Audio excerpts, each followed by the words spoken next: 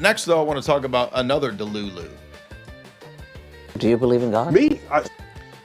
Because the other delusion that, again, appeals to the people that think correctly, that all of that stuff is crazy, is scientism and evolutionary theory. This is another radical religious delusion. Yes, you heard me right. A radical religious delusion. And it has its own high priests, its own representatives, its own magisterium. And we're going to let Black Science Man, and as a fellow Black Science Man myself, I can speak to this. We're going to let him tell us what he thinks. Creator? Yeah, so I'm the more I look at the universe, just the less convinced I am that there is something benevolent going on. So if your concept of a creator is someone who's all powerful and all good, that's not an uncommon pairing of powers that you might ascribe to it. And I think this appeals to, by the way, because of the fact that it's very low tier and very simplistic. This is part of the reason why this gets such a wide adherence, right? I mean, if Neil deGrasse Tyson went into philosophy and went into depth, it would actually alienate and a lot of people would tune out. But when you keep it really kind of low tier, it actually has a lot more effectiveness. So he's actually pretty effective in keeping it low tier. And you'll notice that he began not with logic or argument. I mean, he's going to move into, I think, problem of evil, but he began by saying, I remain unconvinced. Well, in philosophy, that's called a psychological report, and it really has nothing to do with logic and argumentation. I mean, it's an interesting fact about you. Thank you for telling us what you find unbelievable, or what we call the fallacy of incredulity. So it's actually a fallacy, not that he's in a formal debate per se, but we're going to listen to what he says and deconstruct it. Creator, all powerful and all good. And I look at disasters that afflict Earth and life on Earth: volcanoes, hurricanes, tornadoes, earthquakes, disease, pestilence, congenital birth defects. You look at this list of ways that life is made miserable. So this is a very common thing that we see with the atheism, scientism crowd, which is that they're assuming from the outset that their position is true and that there was no fall, because they're thinking that the world in its fallen state is the way that God directly caused and created it to be. And that's not the position, right? So they're arguing against kind of a straw man, because if the Christian paradigm is true, then this world is explained with its defects and its entropy and its natural disasters, because it's a fallen world. And Romans 8 explicitly says that God allowed it to be subjected to these disturbances and these disasters precisely because it's fallen, and there will be a time when that fallenness is healed. But if atheism is true and materialism is true, radical reductionist materialism, there's not actually anything bad. Everything just is. There's no difference between rocks moving this way versus moving that way, or molecules bouncing this way versus bouncing that way. And so if these molecules bounce into you with my slasher knife and you are unalived, it's just something that happens. It's not a bad thing to happen. It's just a happening.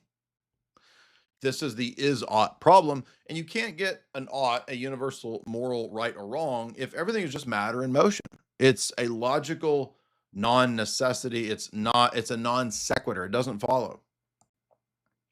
But that's always what we have from these people. And it doesn't matter how many times, by the way, they're brought back to the is-ought problem. They can never even understand it. It's a very basic philosophical issue. They don't even understand it. If you remember Jordan Peterson, the last time that we analyzed a podcast he did with Sam Harris, Jordan Peterson restates the is-ought problem. Sam Harris doesn't get it. He still just states, I think we can get an ought from an is, because if we just think about action and what we ought to, it's just like not getting it, right? And it's always this way. On Earth by natural causes. And I just ask, how do you deal with that? So philosophers rose up and said, if there is a God, God is either not all powerful or not all good. I have no problems if, as we probe the origins of things, we bump up into the bearded man. If that shows up, we're good to go.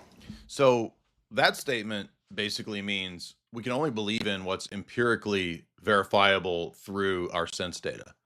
But as you all know, as we've stated thousands of times in the last 20 years, how is empiricism itself then proven? How do we then prove that all knowledge comes through sense data, since that is a presupposition? How do we know that there's meaningful input from the data? We don't.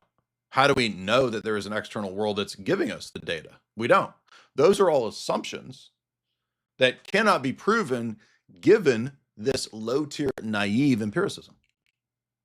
And believe it or not, Neil Degrasse Tyson has said many times, that is why you don't study philosophy.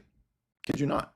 He actually says, don't study philosophy because it will raise these kinds of questions, and those are not relevant to science. So they're not relevant because science can't answer them, and science uses and presupposes things like logic, meaningful data, information theory, information science, mathematics, etc. All those things that are not empirically verified or knowable.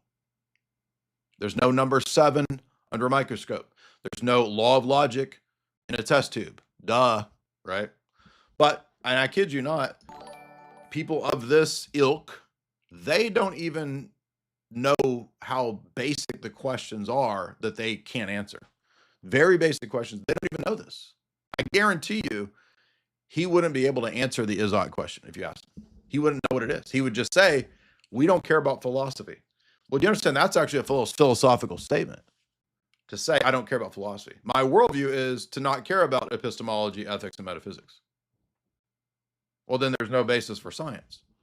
Oh, well, science is just pragmatism. Well, how do we know science is just pragmatism? Because it is. Okay? Not a problem. There's just no evidence of it. And this is why religions are called faiths, collectively. How do you know there's no evidence? You would actually have to have universal knowledge to actually make a universal negative claim, which is impossible. He doesn't know and doesn't care. Because you believe something in the absence of evidence. But Neil, you also believe many, many, many things on the absence of any evidence, namely that the external world is meaningful. Because if it's not, you're not being able to talk. Can you prove under a microscope that there's meaningful data in the external world? Can you prove that words convey meaning through a microscope? No, you can't. Oh, so I guess then you don't have any basis to believe scientism, Neil. What it is. That's why it's called. Neil, do you have scientific empirical proof of the self? Oh, no? Well, then there's no such thing then as Neil Degrasse Tyson. Faith. Otherwise, we would call all religions evidence. But we don't. So, very basic Enlightenment era assumption that faith is this leap, science is evidence, when everything that I just argued in the last 5 minutes actually shows that that's not even true, even on his own criteria. He still has faith commitments to principles that underlie his scientism that he can't empirically prove. So his own system is self-refuting. For exactly that reason. So I'm given what everyone describes to be the properties that would be expressed by an all-powerful being in the gods that they worship. I look for that in the universe and I don't find it. Well, even if that were the case, let's say for the sake of argument that Neil Degrasse Tyson, as a limited empirical data machine, going out and studying all the different science facts that he has in a limited lifetime, it doesn't follow from that there is no evidence.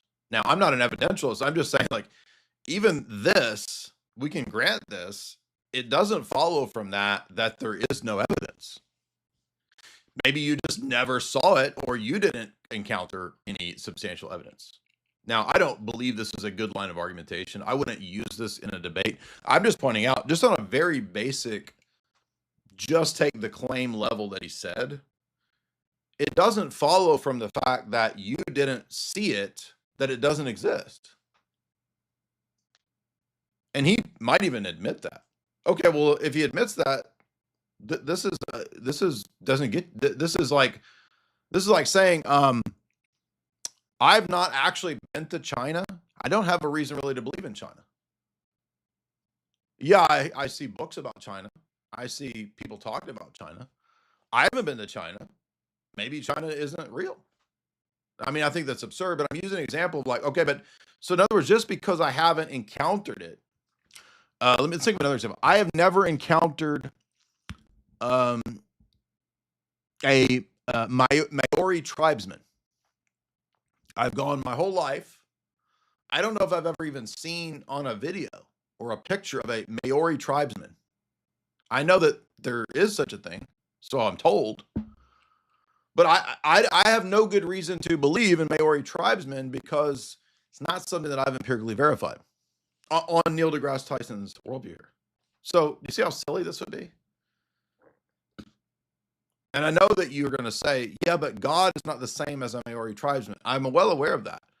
I'm just taking the line of thought, the train of the argument that Neil deGrasse Tyson has, and saying it doesn't follow from your limited empirical data collection that because you didn't see it, there's no evidence for it and it doesn't exist. It's just simply a total non sequitur. That's all that it means. Maybe there is a God. Maybe there isn't. But Neil's assertion has absolutely nothing really to do with proving or disproving it. It's another limited psychological report. It's like me saying, I've lived my life never seeing a Maori tribesman. Okay, thanks. So what, Jay? We don't give a shit. It's irrelevant. Does that actually have anything to do with proving or disproving Maori tribesmen? Not really.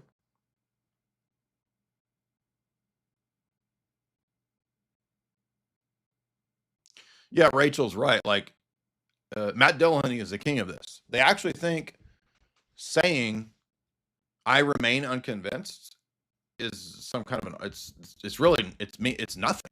It's not an argument. It's a psychological report, which is a fallacy, and it's basically just a version of fallacy of incredulity. The fact that you are not convinced by something, or you have not seen or heard arguments, it really has nothing to do with whether something's true or false. It's not an argument. But this is a massive, stupid scientism talking point that they all chirp and repeat as if it's some substantial, highfalutin, enlightening phrase. I remain unconvinced. But if you got... Yeah, wow. Thank you. Thank you, Matt Dillamonkey. You remain unconvinced. Well, I guess we're all just going to have to wait at the feet of Neil deGrasse Tyson to see when he is convinced of something, and then he'll let us know, and then we can believe it when he's convinced. Some good evidence. Bring it. Bring it. Bring it.